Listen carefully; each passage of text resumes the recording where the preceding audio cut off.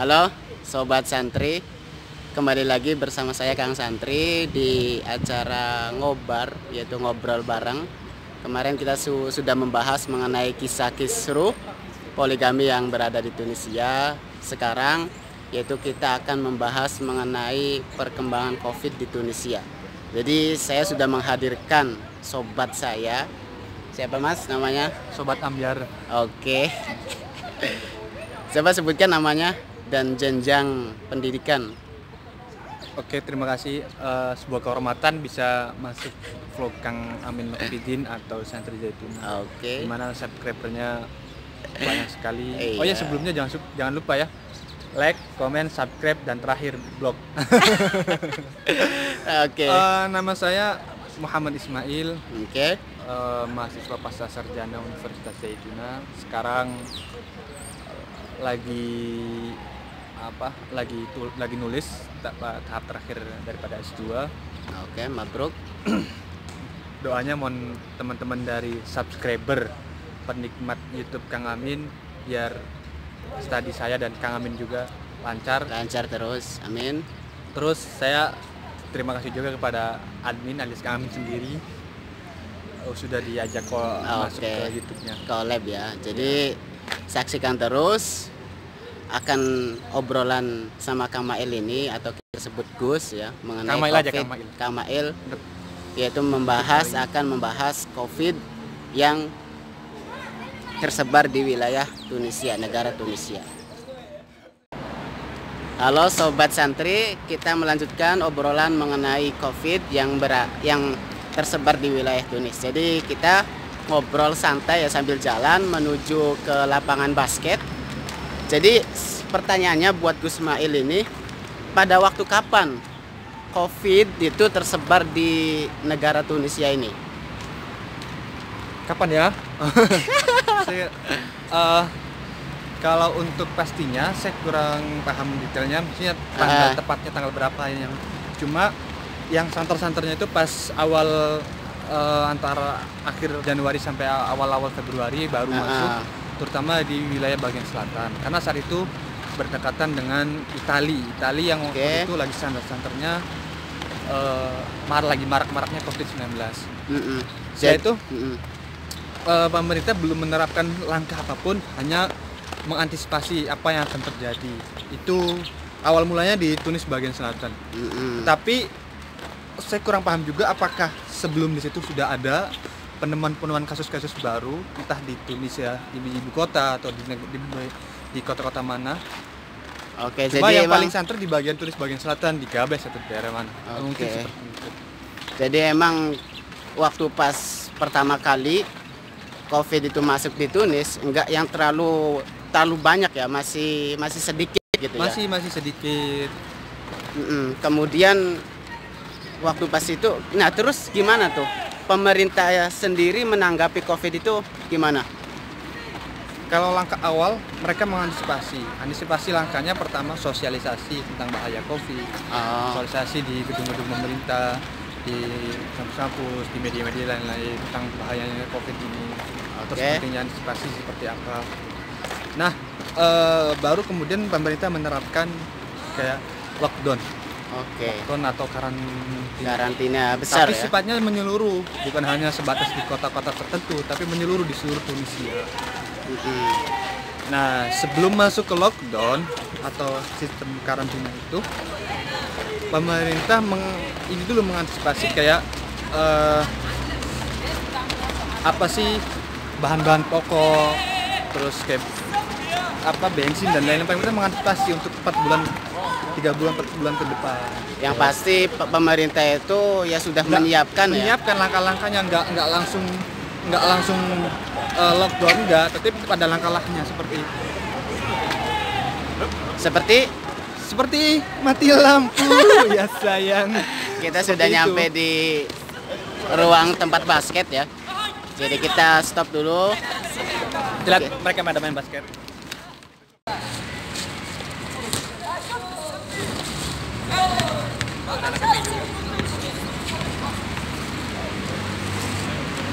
Anak PPI lagi pada main basket. Oh, anak PPI ada Mas Udi. saya. Mantap. Halo Sobat Santri, kita melanjut ya mengenai pembahasan COVID yang di Tunisia. Jadi pertanyaan berikutnya dari haters dan netizen yaitu gimana cara pemerintah menghadapi COVID. Jadi langkah-langkah pemerintah Tunisia itu sendiri gimana menghadapi COVID yang begitu seram ya? Gimana Gus Mail? Jadi gini, pengalaman kami kemarin ya, selama masa lockdown dan selama bulan-bulan kemarin Maret, antara Maret, April, Mei, 3 bulan lah, sekitar 3 bulan. Nah, pertama pemerintah melakukan pemberhentian aktivitas. Bukan pemberhentian sih, lebih ke minimalisir pergerakan masyarakat. Jadi yang biasanya kita dapat aktivitas sampai pagi, malam pagi sampai pagi lagi, pemerintah batasi, jangan ada jam malam. Setelah itu batasi lagi waktu pergerakan dari mulai jam 4 sore sampai jam 8, jam 6 batasi aktivitas warganya. Nah itu yang pertama, jadi bertahap, nggak langsung lockdown. Bahkan sampai kemarin itu dari pagi sampai jam 11 doang ya, jam 11 siang ya? Iya, jam 6 sampai jam 11. Itu berarti berapa jam kira-kira? Sekitar 4 jaman ya? Jadi keluar itu hanya membeli bahan-bahan pokok, beberapa kantor tutup. Tapi lumayan menarik lah, artinya pengalaman buat kita warga nasional Indonesia. Nggak ditemukan lah di Indonesia itu. Iya, yang seperti ini. Begitu ekstrim di sini.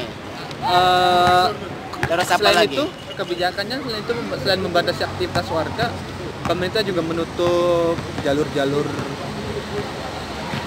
antar kota ya. Antar kota kayak misal dari kita mau ke Kairawan, mau ke Sus, mau ke Spak itu ditutup. Begitu juga jalur udara, jalur di bandara ditutup semua. Pokoknya di portal semua ya. Semuanya ditutup. Yang nggak ditutup cuma hati kita masing-masing. Iya. Enggak sih. Semuanya ditutup kok, ditutup. Itu bagus juga. Jadi kita memperkecil pergerakan dan memperkecil penyebaran virus. Dan cukup efektif. Jadi emang sangat efektif ya mengenai ya penanganan dari pemerintah itu. Bahkan terakhir itu sampai berapa persen yang terkena itu kemarin? Akhir itu sekitar 200-an. 200. Dari seluruh total? Dari seluruh isobar yang sekitar terkena 1000 berapa itu? 1400 ya? Iya, sekitar gitu. Jadi hampir semuanya muta'afi sembuh. Dan yang meninggal sedikit, yang akhir daripada bulan Mei-an itu. Ya. Makanya setelah itu kan pemerintah membuka pintu lockdown. Nah, selain itu media-media juga membantu. Artinya gini, memberikan wacana-wacana atau hal yang seperti membangun mental masyarakat. Jadi nggak ada obatnya, mulai gitu enggak, tapi bagaimana pemerintah memberikan hal positif kepada masyarakatnya terus berpikir positif.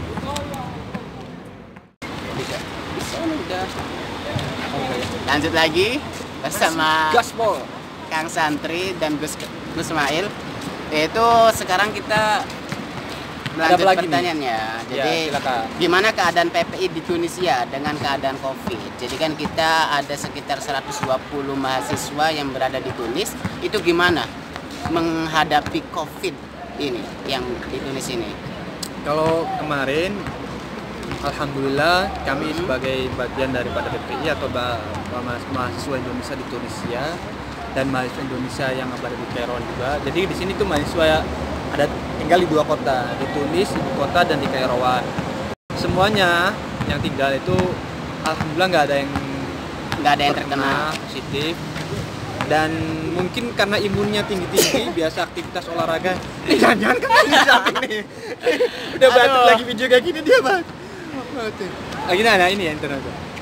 Jadi itu alhamdulillah, dan banyak juga bantuan. Tapi secara umum ini alhamdulillah lah udah nggak ada yang kena, dan mungkin kita biasa saling support, saling mengingatkan dan lain-lain. Nah, kemudian pertanyaan selanjutnya, apakah mahasiswa Indonesia yang berada di Indonesia ini mendapatkan kesulitan dengan adanya COVID tersebut, Kamail? Kalau ada kesulitan jelas ada, karena COVID itu bukan hanya berkaitan dengan berkaitan dengan ini, tapi berkaitan juga dengan kegiatan kampus, aktivitas talaki, aktivitas di masjid, aktivitas begitu juga aktivitas di warung kopi. Iya. Nah, jadi beberapa aktivitas kita tersendat, nggak seperti lazimnya atau nggak seperti pada umumnya lah. Jadi kemarin itu kan dengan adanya lockdown, jadi mahasiswa yang biasanya talaki, ngaji-ngaji, itu semuanya yaitu nggak bisa beraktivitas. Iya. Kopi pun, kafe pun ditutup, semua portal. Jadi yang biasanya Kang Amin ngopi, Sekarang libur kami ngopi dulu. di rumah. Iya. Iya, jadi ya kayak gitulah. Beberapa aktivitas tersendat. Iya.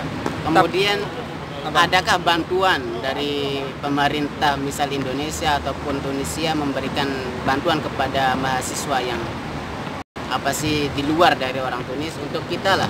Emang apakah Kalau- ada gitu? Kalau bantuan ada, Hmm. ada yang sifatnya perorangan, ada yang sifatnya kayak lembaga, Oh. ada juga yayasan, institusi. Kalau terutama kami sebagai mahasiswa di Tunis, mahasiswa Indonesia di Tunis dan di Kairo mengucapkan pada KBRI Tunis yang begitu sangat baik, sangat membantu sekali, sangat perhatian.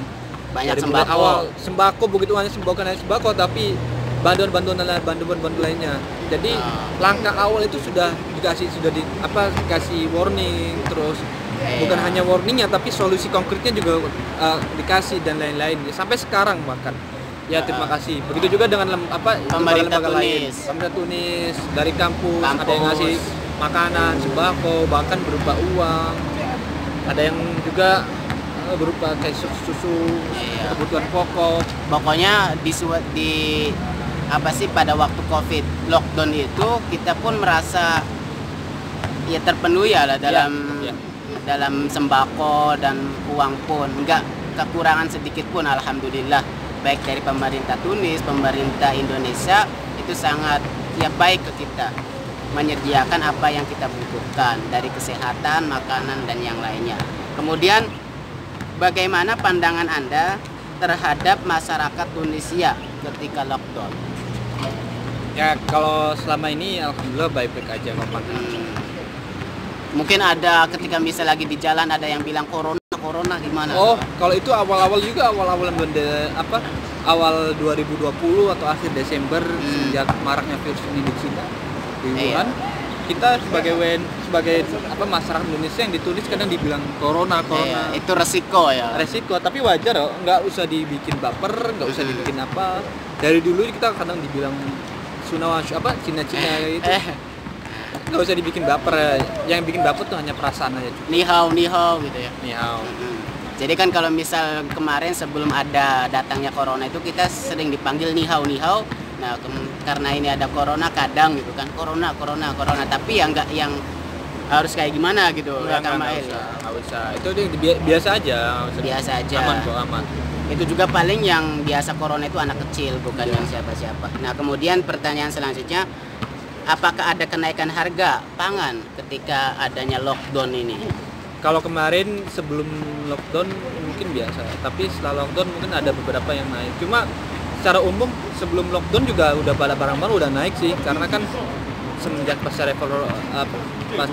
Sauro itu revolusi, barang-barang semua pada naik. Tapi sekarang mungkin udah stabil. Jadi sekarang kan di Tunis ini yaitu new normal ya. New Jadi, normal, kehidupan. New normal, kehidupannya normal kembali meskipun yaitu kenaikan corona sendiri di Tunis itu sudah mencapai berapa, Kang? Kalau untuk sekarang itu jumlahnya lumayan banyak sih. Sekarang itu per hari ini ya, itu sekitar 5.882 lumayan total kasus. total kasus. Yang sembuhnya 1.904, yang meninggalnya 99. Ya masih sedikit ya. Masih sedikit, cuma tetap kita harus antisipasi. Gak bisa, penyakit itu nggak bisa dianggap remeh. Untuk hari ini saja sampai ada sekitar 249 kasus baru. Mungkin lumayan, ya. terbanyak kali, atau sebelumnya juga terbanyak ada sih. Tapi hari ini semakin banyak. Sembuh 230, meninggal 9 hari ini.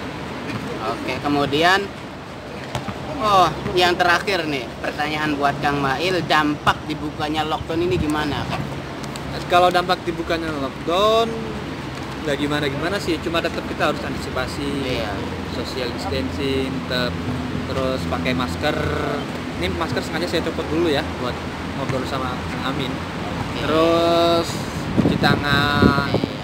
Jadi emang kayak gitu. iya. Tetap kita Kalau yang saya amati emang dari dibukanya lockdown ini emang sangat cepat ya kalau Kang Iya. Mail ya. Maksudnya perkembangan COVID ini begitu yang kemarin waktu pas masih lockdown itu masih 1.400-500, ketika pas dibuka sekarang udah nyampe hampir 6.000 yang terkena virus corona. Jadi lockdown ini bukan sebagai kita terlepas dari ini, enggak. Tapi kita harus antisipasi, kita harus jaga diri dan lain-lain. Ya, ikutilah protokol apa yang Protokol kesehatan yang dianjurkan pemerintah. Mungkin pesan buat mahasiswi yang berada di Tunis ini apa Kang Mail pesannya? Ya kita sama-sama jaga kesehatan, meningkatin imun. Kayak main yang di belakang nih pada main basket. Oh, tuh. Itu kan salah satu meningkatkan imun. Terus olahraga yang cukup, tidur, main game juga meningkatkan imun. Ngopi-ngopi atau Iya, ngopi yang benar. senang-senang dan lain-lain. Oke, terima kasih Kang Mail sudah Kembali kasih Kang Amin. memberikan waktunya mengenai menjelaskan COVID yang di Tunisia. Bagi teman-teman yang belum subscribe, jangan lupa subscribe, dislike, dan blog ya. Blog, oh jangan lupa di blog. Tapi yang paling penting ditonton. Gak Jangan. mesti komen, gak mesti share, gak mesti apa. Yang penting ditonton sampai selesai. Oke, ya Karena apa? AdSense-nya itu buat biaya ngopi. Oke lah, itu Kita nanti ngobrol-ngobrol lagi. Ini hanya sekedar simpel-simpel aja. sharing-sharing ya mengenai Sederhana aja, COVID obrolan yang sederhana. tersebar di Tunisia. Iya. Ya mudah-mudahan memberikan ya sedikit wawasan mengenai kabar COVID di Tunisia buat teman-teman yang di luar sana. Ya itu saja, saya Kang Santri. Saya Amin Khofidin. Punya ini enggak sosmed? Saya Terus punya kalian dipromosikan. Tadi ini Muhammadiyah Muhammadiyah. 93. Oh, Muhammad Ismail, itu mau saya singkat Muhammadiyah Ismail. Oke. 93. Oke, jangan lupa follow juga, terus follow juga Follow. Kang Amin Hafidin. Atau Oke. Santri Zaituna. Santri Zaituna. Dadah. Assalamualaikum warahmatullahi wabarakatuh.